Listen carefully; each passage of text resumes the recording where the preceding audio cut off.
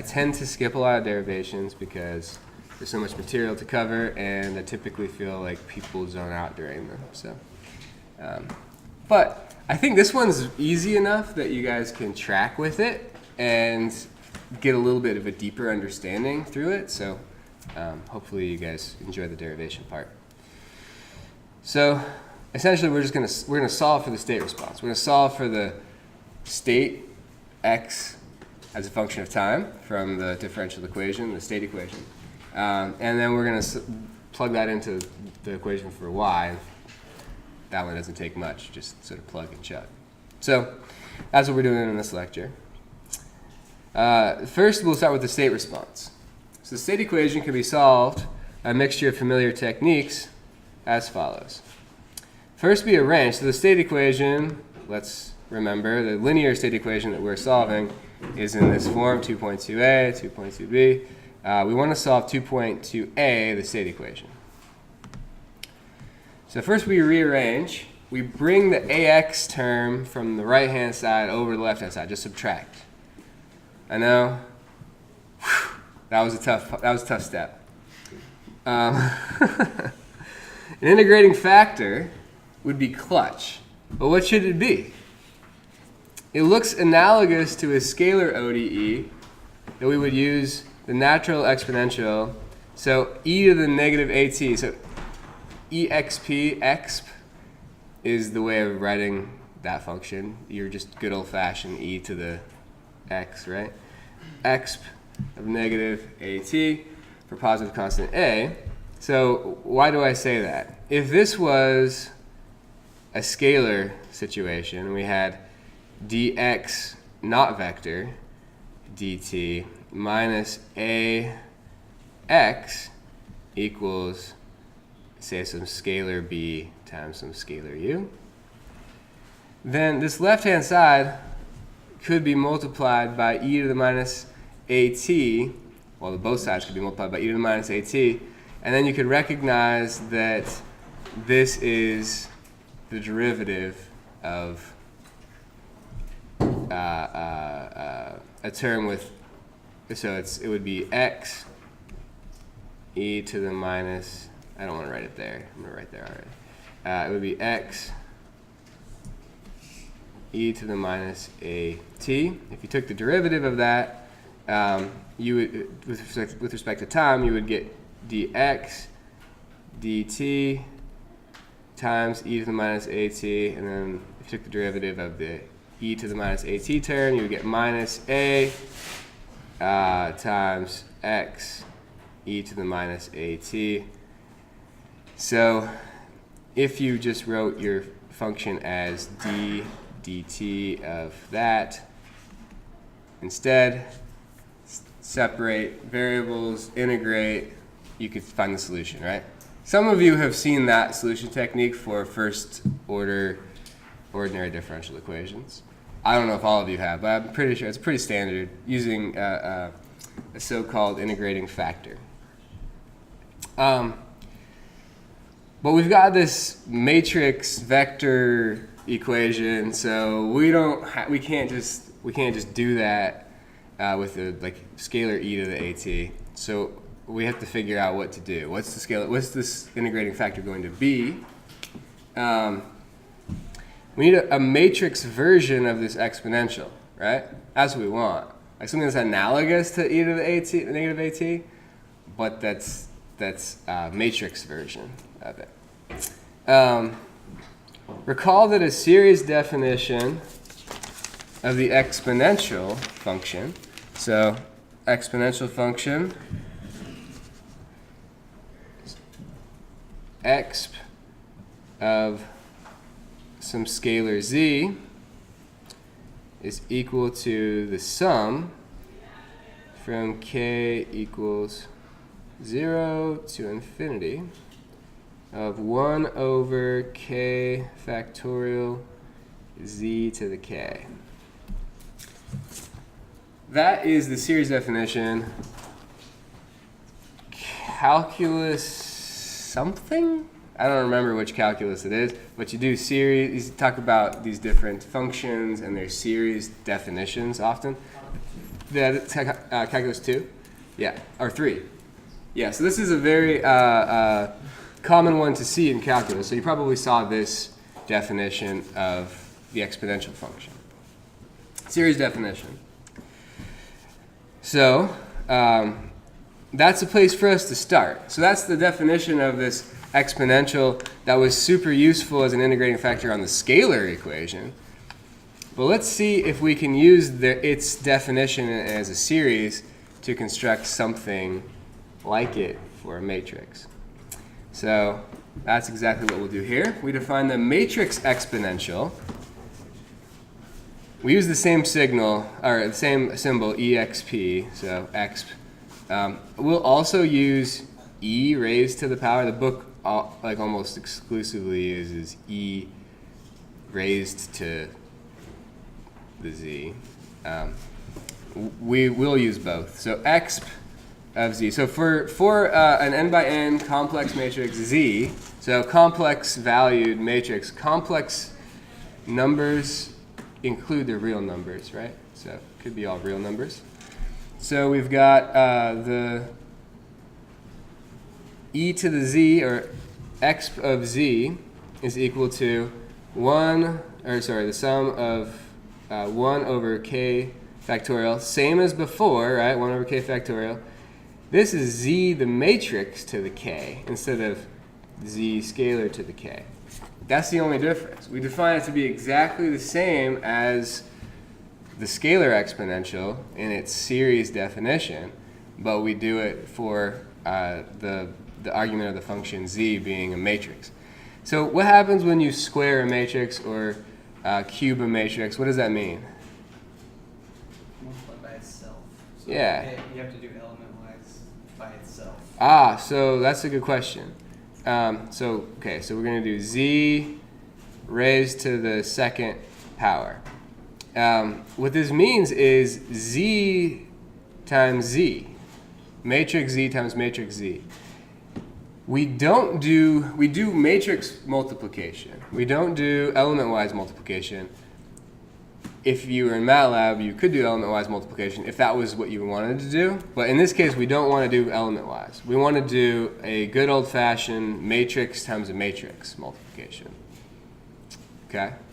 So, like, for instance, the matrix 2, 0, 0, 1 squared would be 2, 0, 0, 1. Ooh, I picked a bad one because it's gonna look element-wise. I'll put ones there. Would equal, and then we've got to do 2 times 2 is 4 plus 1 times 0, so that's 4. 2 times 1 is 2 plus 1 times 1 is 3. 0 times 2 is 0 plus 1 times 0 is 0. And 0 times 1 is 0 plus 1 times 1 is 1. That would be 2, 1, 0, 1 squared. Okay? So it's a good old-fashioned matrix multiplication. The one you've always known and loved. Okay. So why do we do that? Well, why not? For the hell of it, let's see if the matrix exponential, with the argument being negative our A matrix, T, works as an integrating factor. I mean, it's just, all we're doing right now is just saying, meh, I mean, it could work, right? I mean, it's similar. There's some sort of analogous thing happening here. So we'll try it, and we're going to have a couple. There's going to be a little bit of leaping that has to happen, although we just for brevity. So what we need to do is go back to our equation as we had it here, so 2.3, this one. And we're going to multiply both sides, pre-multiply, because the order of multiplication for matrices matters, right? So we're going to pre-multiply or left multiply both sides by this integrating factor, this matrix exponential exp of negative at. So we have exp of negative at pre-multiplying dx dt minus, we're going to have this, we pre-multiply, there's two terms, so we're going to pre-multiply both terms, or distribute, whichever way you want to think of it. Exp of negative at times, the other term was ax, equals, the right-hand side of the equation also needs to be pre-multiplied because we have to do the same thing to both sides of the equation. And that side of the equation was bu, right? Okay. So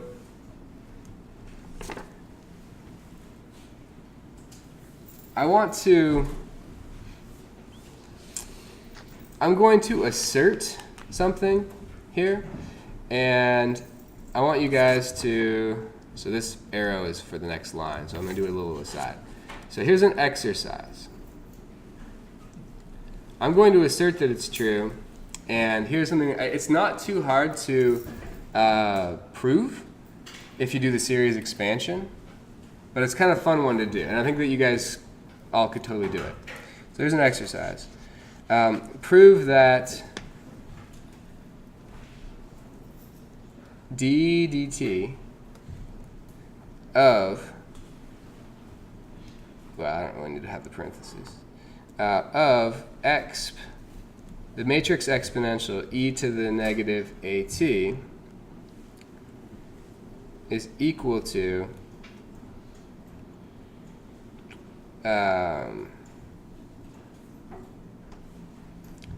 negative a matrix, well, no, wait, I have it wrong.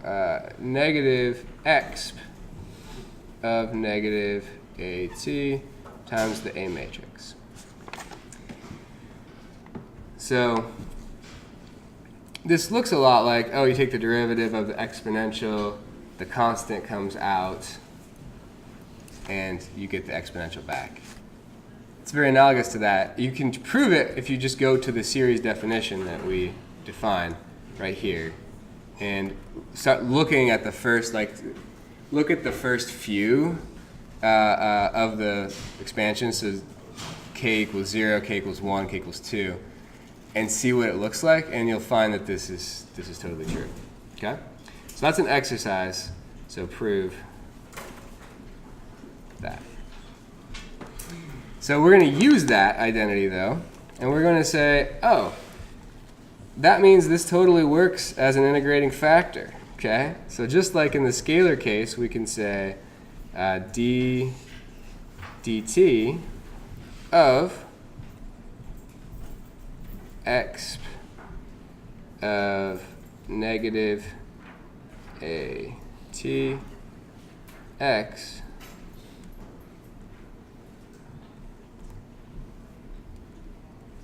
is equal to this left-hand side. This left-hand side can be rewritten this way, just as we use the integrating factor to rewrite the left-hand side of the scalar equation like this. So we have still on the right-hand side didn't change. It's still exp of negative at bu.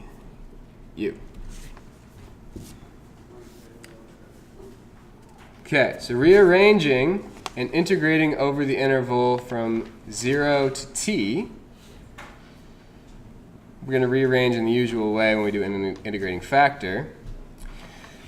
We're going to have the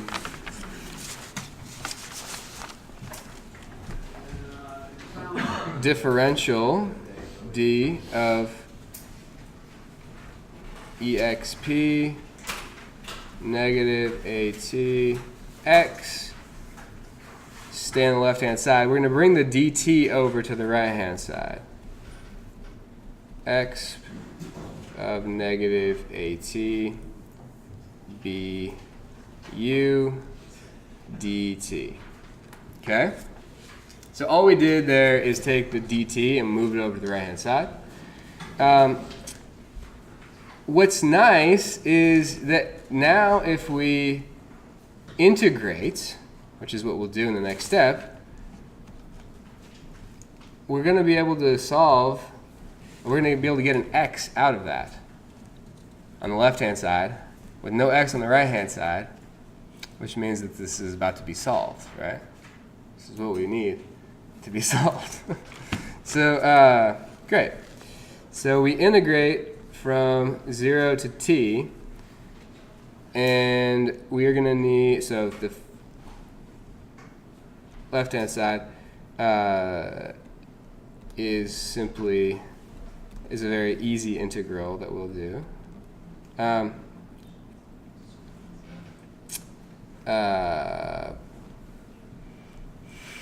Ta dummy variable x ta equals, and then integrating the right hand side 0 to t of x, once again dummy variable ta to integrate over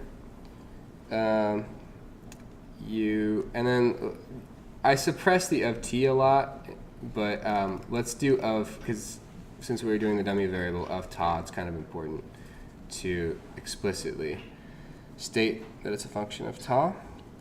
Okay, now we do the integration.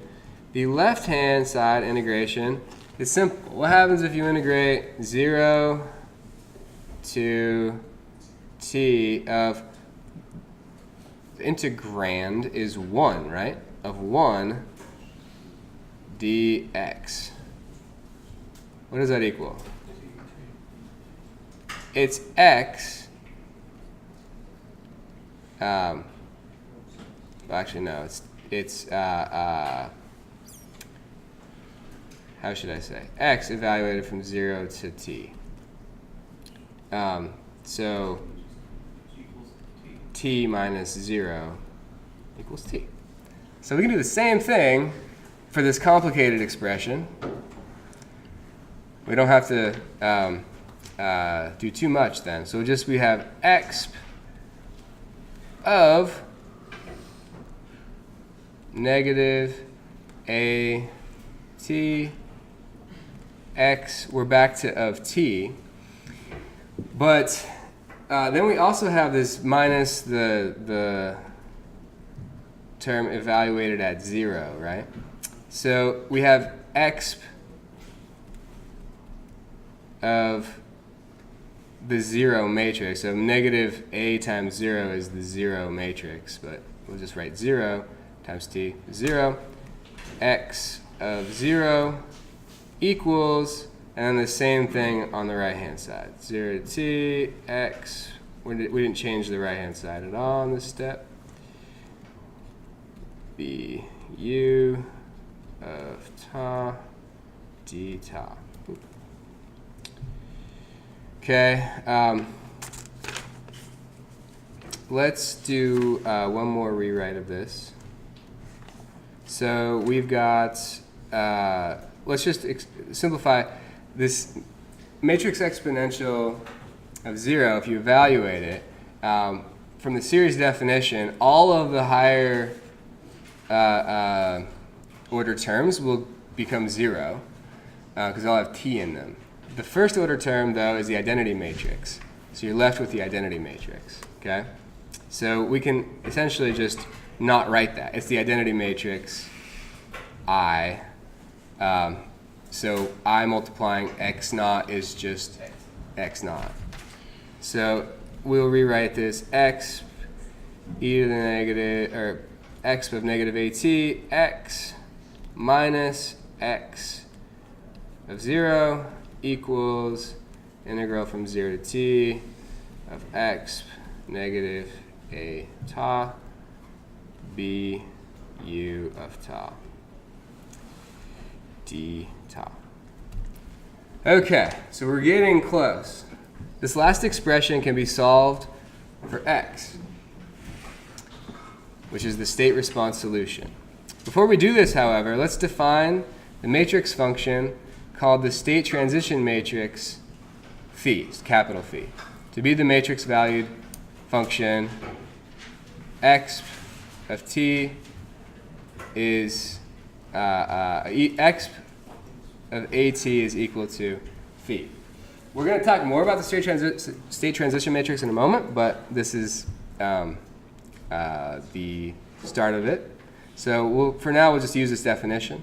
Substituting in phi and solving. So essentially, all we needed to do here is rearrange this so that we have x on one side. We have to pre-multiply by the inverse of x to the negative at.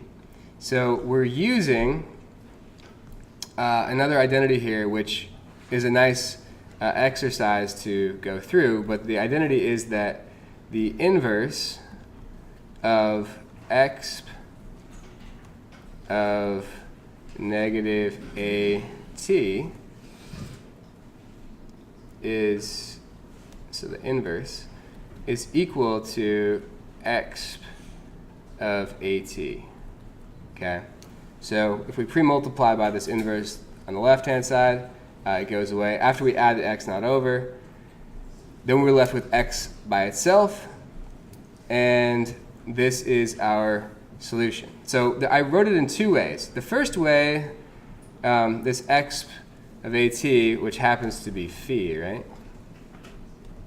Capital Phi t, from this definition, 2.6.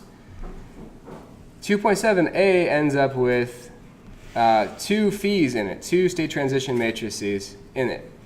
And, well, actually three in this expression. And then if you want to, you can easily come down here and combine these two. And once again, there's another, I'm going to talk about the properties of it. There are a few properties of the state transition matrix that are important, we'll talk about. And so you can rewrite it. This expression is a little bit easier to use, and we'll often use, although this expression is totally valid too. What is this? This is the solution to the state equation. So x, the state variables, as functions of time, is equal to these things. That's great. Let's break this up into two chunks. The first term is what? It's the response of the system to the initial condition. What do we call that? The free response. So this is the free response. This second term, this integral, which we never did, when we can't do until we know what b and u and phi are. We have to actually know what they are in order to do the integration. This is the response to the input, right? This is the forced response. Super confusingly, the book calls this the homogeneous response and this the particular response. That is not a good terminology. To stay consistent with our previous definitions, we should say free and forced. Okay. Excellent. State transition matrix. Let's talk about it for a minute. State transition matrix phi, introduced in the equation in 2.6, wound up being a key aspect of the response, which is why we call it that, right? State transition matrix. It's called that way because in the response for x, it plays a major role. We used two of its properties in matrix exponential form during that derivation. The initial value property, we could call it, which is that phi of 0, e to the 0, the matrix exponential to the 0, is the identity matrix. The inverse of phi is just negative, phi of negative t. We used that one as well. A third property might be called the bootstrapping property, and it's kind of cool, and you'll do a homework on this, I think, next week. That is that if you have time intervals, delta t1, delta t2, etc. And you want to know what phi is at some of those time intervals. You can actually go sort of like hopping from one to the next to the next to the next compute phi. So like say you knew phi at after delta t2, then you could hop to the next one by taking phi of delta t1, the interval that you go, and multiplying your previous result. So you can sort of bootstrap. You can go from one step to the next step to the next step. You don't have to recompute everything. Okay, we're not quite done. Chill. Okay. This allows one to compute the state transition matrix incrementally from one previously computed.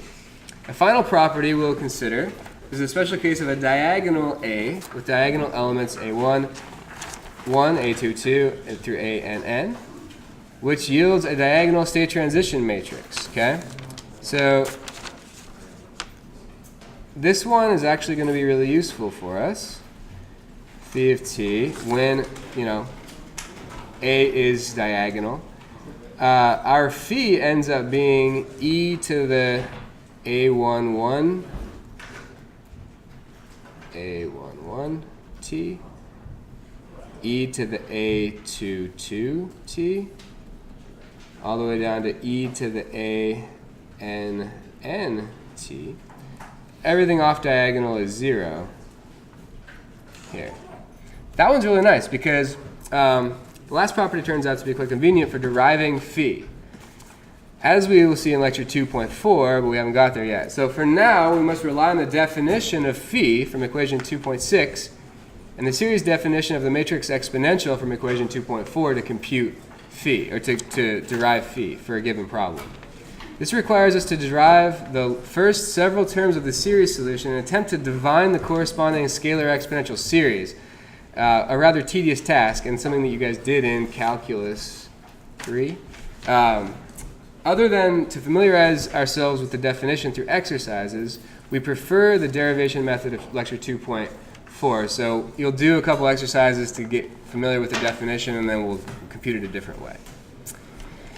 That brings us to the last thing I want to cover, which is the output response. So the output response, y of t, requires little additional solution. Assuming we have solved for the state response x, the output is given in the output equation, 2.2b. So if you go back to 2.2b, if you have x, u is always given. It's the input. You have to know it in order to know what happens to the system. So the output y is just computing what that right-hand side is.